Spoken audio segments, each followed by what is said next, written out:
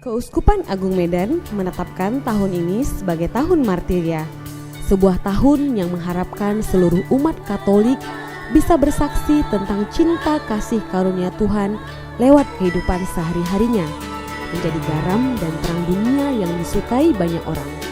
Keteladanan Yesus yang diteruskan oleh Bapa Suci Gereja Katolik Paus Yohanes Paulus II. Dalam pengertian kata kemartiran adalah kesaksian seorang dengan menumpah darah, sampai menumpah darah dia memberi kesaksian tentang imannya. Ada juga orang hidup juga tanpa menumpah darah bisa menjadi martir, karena panggilan menjadi Kristen adalah panggilan untuk ke satu kemartiran. Saya melihat Paulus itu memberi kesaksian luar biasa tentang kemartirannya dalam panggilan, dalam tugas sebagai pemimpin gereja. Oleh karena itulah kita mempunyai seorang santo. Sejak dia dipilih sebagai Sri Paulus, saya mengaguminya. Dan saya mencintai dia karena dia adalah pencinta Bunda Maria. Bunda Maria. Banyak surat ensiklik dia buat mengenai Maria. Maka saya mencintai dia karena saya pun pencinta Bunda Maria. Maka saya anggap dialah akan menunjuk jalan kepada Bunda Maria di tempat ziarah kenegaraan ini. Maka begitu saya mendengar beliau meninggal, dia meninggal tanggal 2 bulan 4 2005. Pada waktu itu belum selesai pembangunan Geraha Maria. Tetapi saya sudah mulai mendedikasikan satu tempat yang disebut Taman Mini Santo Papa Paulus II, Santo Yohanes Paulus II. Di tempat ini satu yang taman mini yang indah. Maka orang datang ke sini melihat itu, dia akan menunjukkan jalan kepada Bunda Maria di kapel di sana. Itulah salah satu alasan mengapa saya tempatkan dia. Dan seketika saya mendengar beliau itu sudah diangkat sebagai santo, langsung saya pikirkan taman itu harus menjadi satu kapel di mana orang datang berdoa, mengenal dia. Melalui mengenal dia, dia akan mengenal Maria. Dengan mengenal Maria, dia akan mengenal putranya Yesus. Oleh karena itu, suatu perkembangan gagasan tempat ini adalah bersama gereja. Maka saya harus tunjukkan Sri Paus Yohanes adalah mewakili gereja sebagai pemimpin gereja. Melalui gereja, bukan, bersama gereja, melalui Maria, kita kepada Yesus. Di tengah-tengah kehidupan masa kini yang menuntut setiap orang masuk dalam arus modernitas dan sekularitas, apakah masih mungkin menjadi seorang Katolik yang tetap disukai banyak orang? Kehidupan rohani selalu identik dengan kegiatan kegerejaan seperti berdoa, beribadah, berkumpul, bernyanyi, dan berbagai kegiatan religius lainnya. Sehingga tidak jarang di mata masyarakat umum, umat-umat Tuhan seringkali terlalu sibuk dengan aktivitas kegerejaannya. Atau tak jarang pula kita menjadi merasa berbeda dan sulit bahkan enggan bergaul dengan dunia. Padahal di dalam Kisah Para Rasul 2 ayat 41 sampai dengan 47 disebutkan tentang keteladanan gereja mula-mula. Keteladanan tentang menyaksikan iman kepada dunia ini sangat nyata pada Paus Yohanes Paulus II. Keteladanan ini sangat jelas. Seorang Katolik perlu bersaksi tentang imannya dalam tindakan nyata kehidupan sehari-hari. Tengah-tengah lingkungan hidup berkeluarga, orang-orang percaya bermartiria untuk membentuk keluarga Katolik yang menjadi saksi buat keluarga dan lingkungannya. Saya sebagai ayah, sebagai orang tua, ya kalau saya persiapkan anak-anak saya dengan baik. Ya, saya didik dengan baik. Saya sekolahkan ya dengan bimbingan, perhatian dan sebagainya, dan saya dukungan kepada seluruh pendidikan anak. Ya, dengan sadar bahwa dengan cara begitu mereka nanti akan bisa berkiprah di dunia luar sesudah mereka tamat bekerja, berperan dan sebagainya. Ya, sebagai orang Katolik nanti mereka itu akan bisa tampil dengan baik, dan dengan itu mereka sudah menyaksikan bahwa mereka itu orang beriman, ya, yang bisa menyumbangkan sesuatu nilai-nilai yang baik kepada dunia. Jadi saya melihat jangka panjang sebagai orang tua, saya melihat jangka panjang sekali kan. Martiria itu walaupun kita orang tua tidak harus berpidato keluar ya, atau marjamita berkhotbah keluar kan, tapi di rumah tangga kita sendiri saja pun sudah bisa kita buat sesuatu mengenai martiria itu. Waktu anak-anak masih kecil dalam studi, ya pertama-tama tentu biaya kan, biaya itu tentu sangat dibutuhkan, dan itu hanya bisa kalau kami berjuang habis-habisan untuk mendukung studi anak-anak ya. Jadi kalau kami, prinsip kami kan untuk studi anak-anak, ya jangan pernah ada yang dibutuhkannya tidak terpenuhi. Begitu. Kalau dia butuh kursus, dia butuh bimbingan studi, ya berapa biayanya kan? Kalau butuh fasilitas, kami tidak akan pernah sedetik pun menunda-nunda mengirimkan dana untuk anak-anak ya. Jadi begitu juga kami tidak akan mengeluh. Selalu kami katakan jangan ragu-ragu. Asal untuk yang baik pasti kami penuhi. Kami selalu membina komunikasi yang baik itu dengan anak-anak. Ya, jadi tak pernah kami mau memaksakan apapun. Jadi termasuk jurusan-jurusan yang mereka pilih ya dalam studinya itu nggak pernah kami paksakan. Kami paling-paling ngasih tahu, ini setahu Bapak jurusan ini ya beginilah dia, fakultas itu beginilah dia ya, terserah kepadamu. Yang mana yang paling diminati begitu. Begitu juga memilih pasangannya, tidak harus orang Batak, tidak harus orang Karo, tidak harus orang apa, enggak. Tapi yang penting kalian nanti bisa akur. Jadi kalau nanti misalnya beriman berbeda, itu barangkali akan menjadi sulit untuk keakuran itu, membina kebersamaan itu. Jadi berarti ya pilihlah yang seiman. Begitu kami kasih pandangan-pandangan, dan itu memang mereka terapkan itu. Gitu. Jadi hal-hal yang misalnya belum bisa mereka terima pun ya tidak langsung kami paksakan, enggak. Jadi di situ sebagai orang tua kita pandai tarik ulur terhadap anak-anak, tarik ulur. Jadi konflik dengan anak-anak ya sebenarnya hampir nggak pernah kalau kami begitu. Karena kami selalu usahakan untuk untuk berbicara, komunikasi, ya. Bahkan kalau saya kesulitan tentang sesuatu, bahkan buntu, saya ajak anak-anak untuk mencari solusi. Dan saya bersyukur mereka mampu memberikan, bahkan membantu orang tua memecahkan masalah begitu.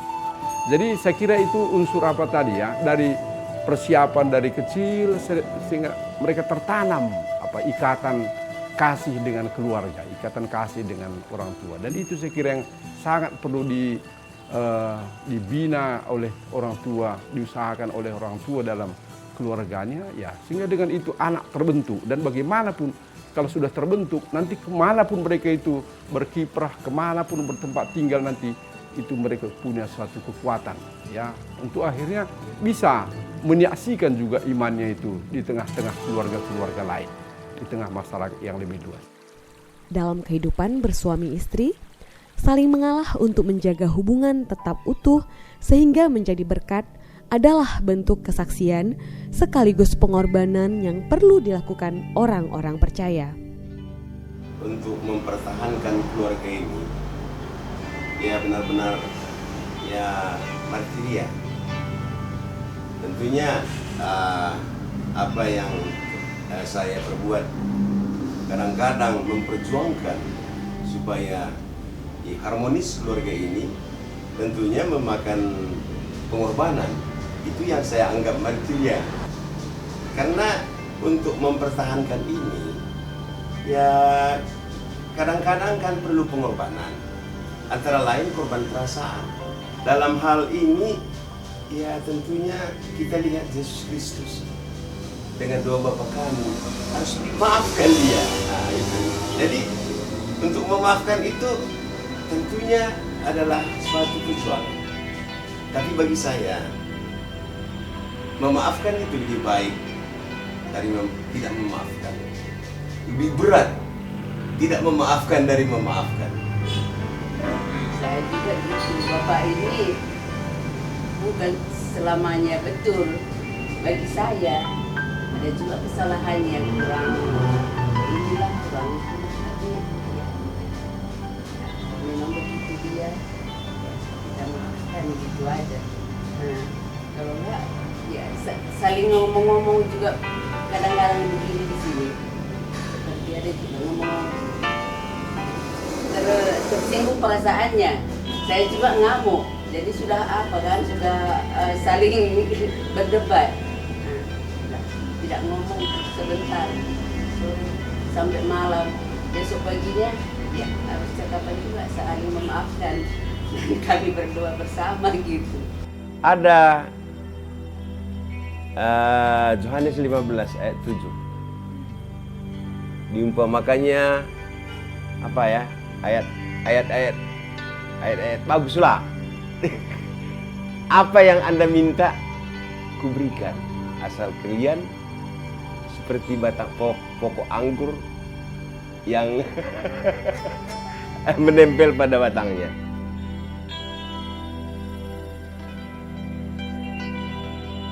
Inilah dalam pikiran saya, maka tak pernah lama. Jadi begitu caranya untuk memperjuangkan inilah. Ya termasuk martiria menurut saya dan pengorbanan perasaan. Jadi usaha saya melihat ibu ini karena mungkin kelemahannya. Jadi maafkanlah dia. Terus berkata dari dalam, maafkan dia, maafkan. Di dunia kerja, orang-orang percaya harus berani tampil beda dan menolak berbuat curang, meskipun konsekuensinya harus mengorbankan ego dan kepentingan pribadi. Ya, sebagai anggota DPD RI yang sudah kita bersyukur bahwa saya sudah terpilih untuk yang ketiga kalinya, ini merupakan perwujudan daripada panggilan sebagai seorang umat Katolik. Tentu harus mempunyai ciri-ciri tertentu. Ciri khas tertentu itu tidak lepas dari panggilan kita. Panggilan di dalam mewujudkan bonum comune, kepentingan masyarakat. Saya pikir sebagai politisi Katolik ini merupakan ciri khas yang lain dari yang lain. Kepentingan masyarakat, tentu tujuan ini harus dicari dengan berbagai cara. Pertama, bekerja dengan baik. Yang kedua, mendengar masyarakat. Yang ketiga, berbuat. Dan keempat, jangan korupsi. Saya pikir empat ini merupakan suatu ciri khas yang harus dipunyai oleh politisi Indonesia, khususnya politisi Katolik. Bermartiria dalam konteks politik adalah pasti memungkinkan. Dan saya pikir bermartiria bukan hanya di bidang politik, di bidang kekeluarga, di bidang profesi kita masing-masing. Kan artinya menjadi saksi hidup Tuhan Yesus di tengah masyarakat. Bagaimana kita mewujudkan keberadaannya itu? Apa bedanya? Oleh sebab itu, ciri-ciri khas kesederhanaan dan mewujudkan kepentingan orang banyak. Dan satu lagi saya katakan, sebagai politisi Katolik, kita mempunyai orang yang bisa menjadi panutan kita. Contoh, pastor, bruder, frater, suster, bapak uskup. Ini kan orang yang di kehidupan kita sehari-hari yang menunjukkan contoh keteladanan. Pola hidup sederhana, hidupnya untuk kepentingan orang banyak. Dan ketiga, dia kan mempunyai ciri khas bagaimana menolong orang banyak begitu. Nah, dan tentu beda dia sama kita, tentu dia bisa menerima pengakuan dosa dengan sakramen, saya pikir. Jadi sebagai umat Katolik itu sebenarnya nggak susah-susah amat lah untuk bermatria. Kenapa? Karena kita punya tokoh yang berada di sekitar kita gitu. Sebagai umat Katolik di Sumatera Utara kita mempunyai Forum Masyarakat Katolik Indonesia sudah hampir 10-15 tahun. Tetapi baru sekarang ini mulai nampak bentuknya di bawah arahan Bapak Uskup Agung kita. Jadi kita juga berterima kasih khususnya dengan Bapak Uskup Sibolga, Uskup Agung Medan yang telah membina umatnya, khususnya kami-kami ini yang berjuang di pemilu yang lain. Ini merupakan doa yang sangat besar bagi kami. Tapi yang mau saya katakan bahwa kepada para politisi ya harus mempunyai jiwa entrepreneur. Entrepreneur itu artinya mempunyai nilai tambah. Dan entrepreneur itu bukan hanya di politisi, tapi di kehidupan kita sehari-hari. Saya pikir entrepreneurship itu mirip-mirip dengan martiria. Dia menunjukkan keberadaan Tuhan Yesus di tengah masyarakat, bersaksi bahwa perbuatannya itu haruslah dilihat dari kepentingan masyarakat. Kalau ada kepentingan pribadi dalam, yes, tapi kepentingan pribadi itu juga adalah dalam kepentingan masyarakat. Alangkah lebih baiknya juga ada kepentingan masyarakat.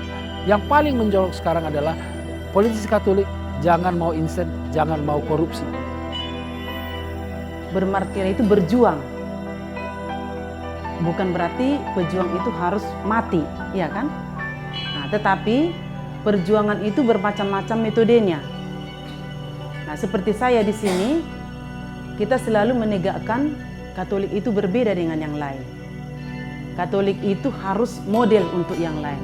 Katolik itu khas, ya. Artinya sehingga kita adalah gampang dikenal orang-orang lain. Gampang dikenal bukan berarti bahwa kita itu adalah untuk mencari popularitas, tetapi kita adalah menunjukkan bahwa kita itu adalah berbeda dengan yang lain. Sebagai orang-orang muda, tantangannya tentu tak kalah sedikit. Anak-anak muda adalah orang-orang yang paling rentan dengan gerusan kemajuan zaman. Anak-anak muda dituntut tetap menjadi terdepan dalam kemajuan zaman tanpa meninggalkan iman dan ketaatannya. Martiria dalam konteks anak muda menurut saya melihat dari anak muda itu sendiri karena anak muda dari zaman sekarang itu melekat dari pergaulannya. Jadi saya mau fokus pada satu hal, yaitu identitas kita sebagai anak muda, teman-teman dimanapun kita berada. Ya, pertama dulu yang perlu kita beri kesaksian itu siapa diri kita gitu.